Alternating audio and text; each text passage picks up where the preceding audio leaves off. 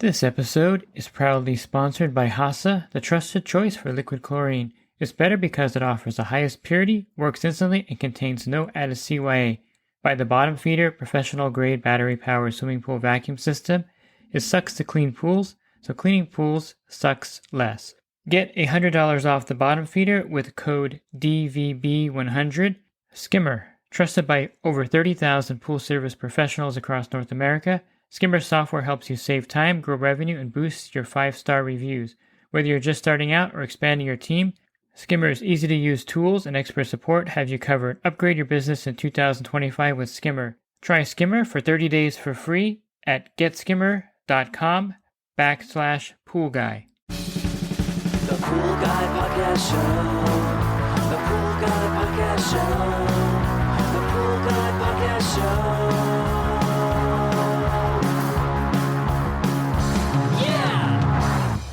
Hi, welcome to the Pool Guy Podcast Show. I'm joined today by Terry Arco from Hasa.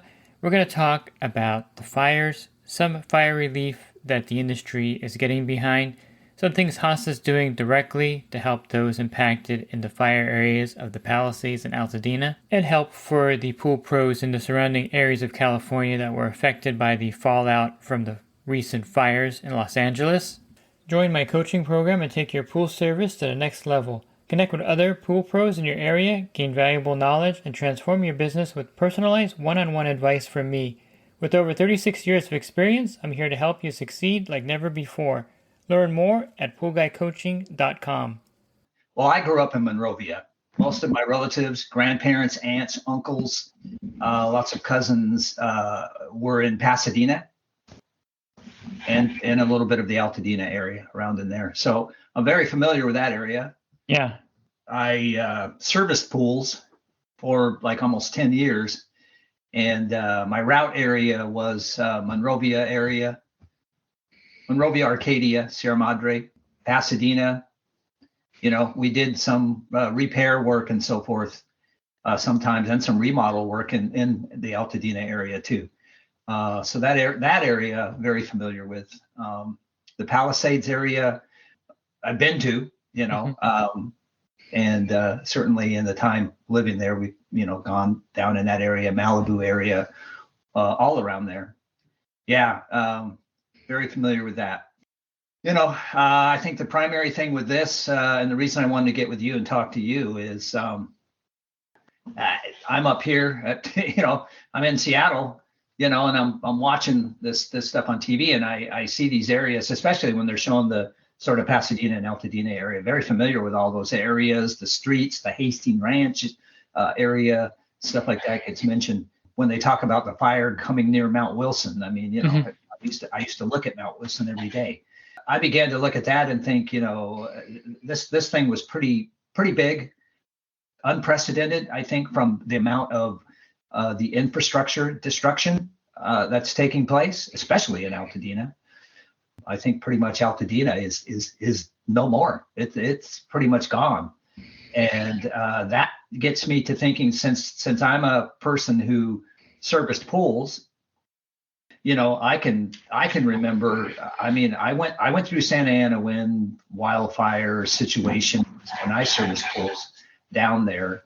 There was a big one in 1980 that took place. It wasn't anything like what's going on now, but there was a community near Monrovia called Bradbury, which was a pretty kind of elite, gated community, if you will. But that community was pretty much destroyed by fire at that time. And I had a lot of pools I serviced in that area. And then, of course, in Monrovia, and a lot of Monrovia burnt as well in the foothills at that time. And we had the high winds. So I mean, that was a bad experience, but this seems to be exasperated way more than even that experience. And my watching that and seeing that, my thoughts immediately go to the pool service pros and the guys and gals who have to be out there first all among the elements, the cleanup, that sort of thing. But then I look at that and I think of, in Altadena, again, let's go to Altadena. A number of those homes are older homes, and a number of those homes have swimming pools. Those homes are gone. There's a business, a pool service business, who now has immediately lost a source of income and taken from them. In many cases, when I consider the Palisades fire and the Palisades fires, and you just think of somebody, maybe that's somebody's entire business.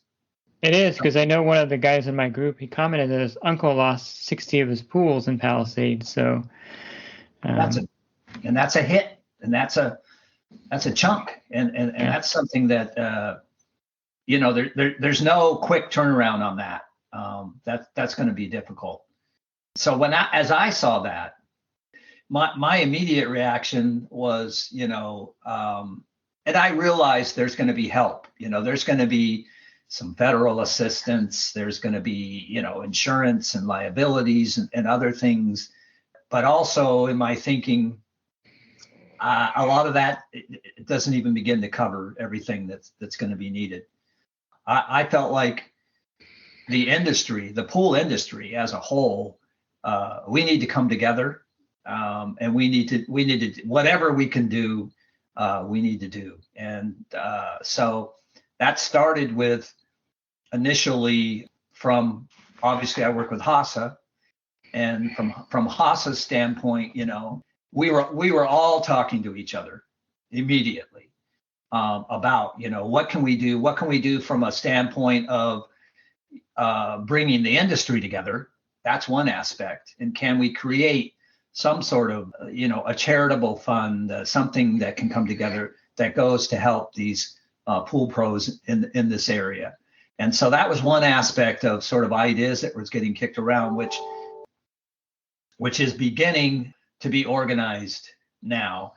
I still don't have a lot of detail on it, but it looks like we're going to do something around the Western Show. We have this, there's a concert event, which I think has been promoted. We're looking at that concert event as becoming a way to raise funds in a charitable way. Should be hearing more on that. That's all beginning to be put into place. I mean, obviously this is all kind of moving fast. I just want to first of all say and encourage anybody that's out there that's affected. We're trying to do something to help out, and there will be some help from that standpoint. The other thing is then just working from HASA's standpoint.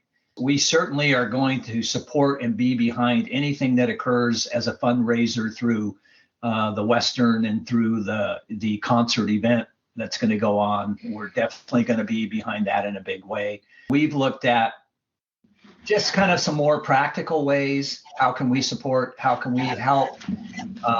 And we realize we can't really do anything huge or long term. We don't even have those resources. Like, we're not the federal government or FEMA, and we don't want to try and be.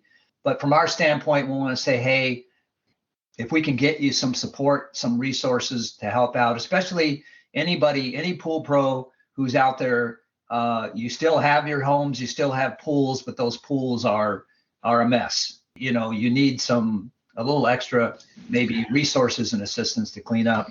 So we're working on what we're calling a recovery pack, basically looking at getting some product into the hands of as many of the pros in that affected area as we can. And that's going to be, getting some liquid chlorine, getting some acid, getting some maybe some enzyme product or something like that to help in the process of cleaning that. And that would be a product that would just be, given. We're not going to ask you to pay for it. And it's going to be available. It will only be available in the areas affected. So the distribution branches are limited. This isn't going to be something at every distributor. It's not going to be down in San Diego, anything like that. It's going to be in that sort of LA, Pasadena area, those distributors there. We're going to have something set up where, and in particular, we want this to help people who are kind of hurting. The people who have suffered a little bit of damage, the people who have lost some pools, the people who just need a little extra. We need to help to stand with them. And this is, as I said again, this is just a it's a small way for us to give back, but we want to do something.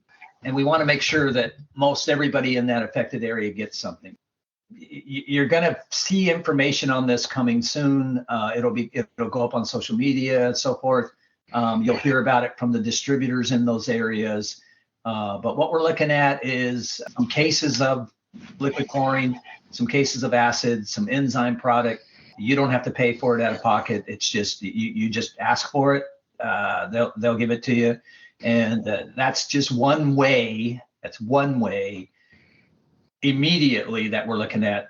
Can we help out? And that's really all we want to do. And then they can, of course, they'll follow you on social media for all the updates, with everything you're working on that you just mentioned. Yeah.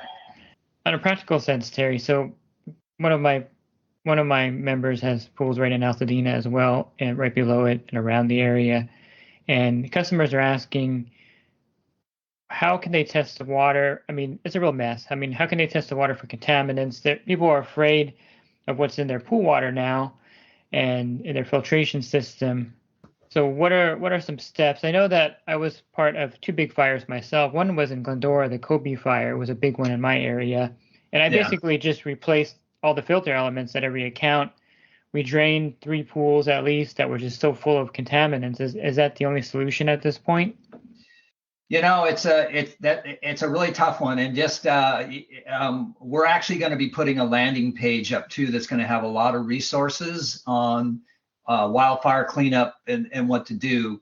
But just right now, for our purposes here, I'm going to say that anything that's probably in the real sort of areas of devastation that maybe is still there, those pools, there's going to be a lot of toxicity.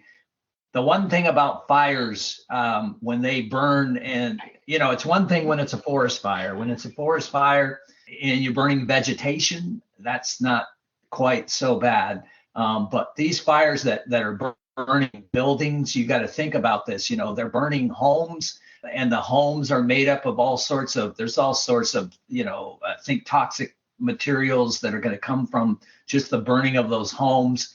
And then you look at, if it's a manufacturer warehouse that's burnt and you don't know what's in there, gas stations being burnt, all these things. And it's not only that ends up in the atmosphere and then eventually it ends up in the pool, but it ends up in the source water sometimes as well that you're working with. So there's a lot there, and I'm going to say closer to the areas of devastation, that's going to really be something where probably draining pools, or at least partial drains, is going to be something that's needed. Now, a little further out, in the areas where you're primarily getting smoke and ash, that's probably a matter of, first of all, filtration, using a clarifier maybe to help that. And as you did, David, I would say you're going to probably want to really clean or even replace those filter elements once that's all cleared out. I would advise, keep your chlorine levels up. Water balance is important, and certainly using like an enzyme and a clarifier along with that too. Because the thing about the ash, especially, those particles of ash are, neutrally charged. So it's, they tend to, push away from one. It's very hard to get that ash out. It's very hard for the filter to remove it, because it tends to keep sort of bouncing away, and it just, it's micron size, pretty small, a lot of it too. So you got to find a way to get that ash to flocculate and congeal. And if you hit it with chitosan clarifier, if you hit it with an enzyme, that'll help in a big way, and this isn't me trying to sell chemicals. It's just, it works. And you buy anybody's you want, or any brand. I mean, that's fine. And we're going to, like I said, we're going to give some enzyme away from that standpoint. But anything you can do to get that stuff to flocculate and congeal and the filter catch it. But then, like I said, cleaning those filters really well, or even just replacing the filters, is probably something that is going to need to be done. As far as knowing what's in the water or what might have got into the water, that's kind of a difficult thing. You could take some samples of water, and if you can find like a chemical laboratory or labs that do testing, and you could just bring it in and say, can you test for any sort of toxin or anything that might be here? Actually, just have them run a general test, and they can they'll test for just about everything, and they can give you a list, much like your water facilities do. Where your water facility can provide a report that shows everything that's in the source water and what levels it's at and so forth. And I would say you could probably take it to some place that might be a drinking water type place, or place that tests or does test for drinking water or well water, to ensure that it's safe. And they can tell you sort of, the levels of anything that's in there. And if it's something that requires, like it's so toxic or whatever, that maybe you just need to drain the pool. And then, is there like a half-life to the stuff in the pool? Like after 6 weeks, or, if we're going to be in the swim season in 2 months, and once the Pool Pro gets these pools cleaned up, will they be safe just by the amount of time the water circulating through the filter, the chemicals in the pool, destroying anything that's in there? It's going to determine what chemicals have gotten in there. If you've got things like benzenes and formaldehydes and things like that, that's, and now we've got these, what are they, the forever chemicals, the PFCs or whatever they're calling them. You don't know about that either, so that's why I think if there's any question, it's probably not a bad idea to see if you can find a place that does like drinking water toxicity testing.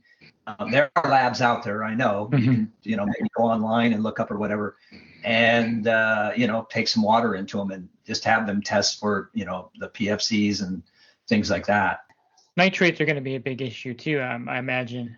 Well, phosphates are going to be the bigger issue, and we can deal with phosphates, we know. But all that red, when you see those big jets or the helicopters and they're dumping that red material, that. And in fact, I was talking with another pool pro who lives basically in the city, and he said that the forestry department is there, where they actually pack up and they make that material. And he actually talked to one of the guys that heads up the forestry thing, and the guy told him straight out, this stuff is like it's straight fertilizer, it's phosphate, it's loaded with it. And so they're dumping that. When they dump that, well, you might not see immediate results of that from that, but as we go into the season and you start to get the rains, and that washes into resource areas and so forth, and it gets into the pools, you're gonna see a huge spike in phosphates. So that's probably one. The nitrates, we're gonna have those as well. And nitrates, if you have high nitrates, and I would advise get nitrate test strips and get some phosphate test kits and test that water. If your nitrates are higher than if they're above 10 ppm, especially when they get up into the 20s, then you probably want to do some drain and dilute as well. Bottom line, I guess things are just a total mess in the area, any surrounding areas that are getting the ash and anything close to that. And Haas is doing what they can. To summarize what you were saying, you're thinking about some way to raise money for the pool pros that have lost a lot of their service accounts, and you're going to give free product to help those pool pros that are servicing pools in the areas that they can still service, so that they can kind of mitigate some costs, because they probably lost some accounts, and the time they're spending out there is costing them money as well. Yeah, absolutely. That's the main point. Again, we're just looking at it, and this is all sort of spiraling along, right? So we're trying to do what we can as we begin, and we're going to evaluate things. We're going to look at things. We're going to see, what do we need to do? Do we need to continue? How do we need to proceed with that? I think the biggest thing in mentioning the fundraising thing is, first of all, that is what I foresee, and I'm hoping, and it seems like this is the way it's going, is that's going to be a pool industry wide effort. So it's not just going to be HASA. It's going to be a lot of organizations and manufacturers come together, and we'll put that together to give back to the community. That's the idea. It's something that the industry really needs to come together in a time like this when like you said, it's unprecedented. I've been in California since I was 12 years old, and never have I seen this kind of fire. And I've worked in the fire areas. This is probably the worst that I've ever seen as long as I've been in California. Yeah, same here. I grew up there, lived there for 35 plus years of my life. And in that time, I certainly have gone through a lot of Santa Ana, type conditions, wildfire conditions, and seen that. And the same with me. In all that time, in all of those experiences, I've never seen anything that has hit as hard as this has hit and affected so many homes in such a dire way. It's terrible. Even the images that you see are unbelievable, and it's just one of those things where many people are affected. The families that lost their homes, people that lost loved ones in the fire, and of course, industries, not just the pool industry, but you have all the landscapers, all the gardeners, you have house cleaners, you have service industries that are impacted beyond ours, and it's just like a ripple effect through everything you can think of. The businesses lost the employees are going to go somewhere else, obviously, if they can find work. So it's almost like, of course, a good analogy is a bomb was basically dropped in Altadena and the Palisades, and this is kind of the effect. There's a lot of emotional, behind it. Just the mental and the physical stress and strain of dealing with all that. Mm-hmm. That's a whole nother thing as well. And I just, man, from a personal level, my heart just grieves for what's going on down there right now. And from the professional level, we want to do whatever we can to help support and be there.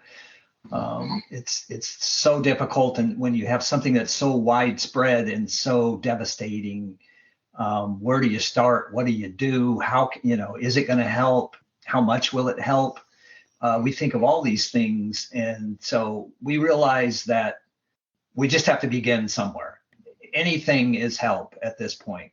Well, I'm sure everyone appreciates Hasa's efforts and all the other manufacturers that are going to rally around the pool pros here in the situation. So thanks for sharing that, Terry. And I think the listeners definitely will follow Hasa's social media for updates.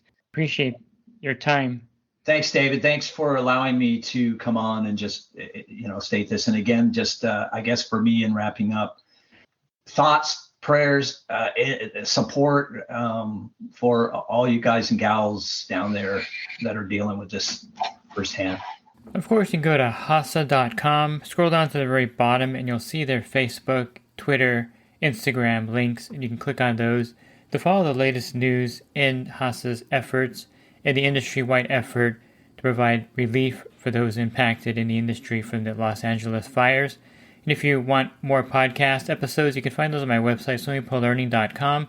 Just click on the banner, podcast icon on the banner, and there'll be more podcast episodes for you there.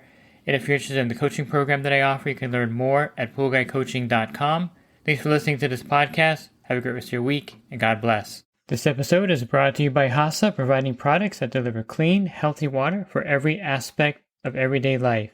The bottom feeder battery-powered vacuum system, portable, powerful, and only weighs 12 pounds.